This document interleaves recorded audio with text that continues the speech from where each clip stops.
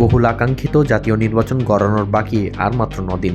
আগামী 12 ফেব্রুয়ারি জাতীয় নির্বাচনের পাশাপাশি অনুষ্ঠিত হবে গণভোট। আসন্ন নির্বাচনে আন্তর্জাতিক পর্যবেক্ষক হিসেবে ভারতকে আমন্ত্রণ জানিয়েছে বাংলাদেশ। সম্প্রতি ইন্ডিয়া টুডের এক প্রতিবেদনে উঠে এসেছে এই তথ্য, যেখানে উল্লেখ করা হয় অন্যান্য দেশের সঙ্গে ভারতকেও এই আমন্ত্রণ জানানো হয়েছে। তবে নয়াদিল্লি পর্যবেক্ষক পাঠাবে কিনা তা এখনও নিশ্চিত করেনি মোদি সরকার। বাংলাদেশের অন্তর্বর্তী সরকার জানিয়েছে এখন পর্যন্ত 330 জন আন্তর্জাতিক পর্যবেক্ষক নির্বাচনে আসার বিষয়টি নিশ্চিত করেছে। ইসলামী সহযোগিতা সংস্থা OIC সহ 6টি আন্তর্জাতিক সংস্থা অন্তত 63 জন পর্যবেক্ষক পাঠাতে সম্মত হয়েছে। এর পাশাপাশি ইউরোপীয় ইউনিয়ন, 16টি দেশ এবং বিভিন্ন আন্তর্জাতিক সংস্থার সঙ্গে যুক্ত 32 জন ব্যক্তি পর্যবেক্ষক হিসেবে নির্বাচনে অংশ নেবেন।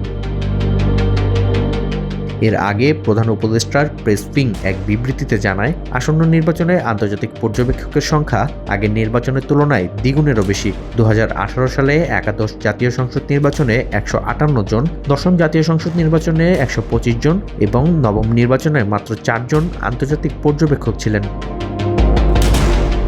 পর্যবেক্ষক দল পাঠানো সম্পর্কে কিছু না জানালেও দুই দেশের ক্রমবর্ধমান কূটনৈতিক উত্তেজনার প্রভাব দেখা গেছে ভারতের কেন্দ্রীয় বাজেটে। 2026-27 অর্থবছরে কেন্দ্রীয় বাজেটে বাংলাদেশের জন্য উন্নয়ন সহায়তার বরাদ্দ মাত্র 60 কোটি রুপি নির্ধারণ করা হয়েছে। গত অর্থবছরে এই বরাদ্দের পরিমাণ ছিল 120 কোটি রুপি, অর্থাৎ এক বছরের ব্যবধানে বাংলাদেশের জন্য বরাদ্দ 50% কমিয়েছে ভারত। এনডিটিভির প্রতিবেদন বলছে, পররাষ্ট্রনীতিতে পাকিস্তানের দিকে ঝুঁকে পড়ার প্রবণতা ও সংখ্যালঘুদের ওপর হামলার ঘটনায় দিল্লির অসন্তোষ ফুটে উঠেছে এই বাজেটে। তবে প্রতিবেশী দেশগুলোর মধ্যে বরাবরের মতোই ভারতের বৈদেশিক সহায়তার তালিকার শীর্ষে রয়েছে ভুটান।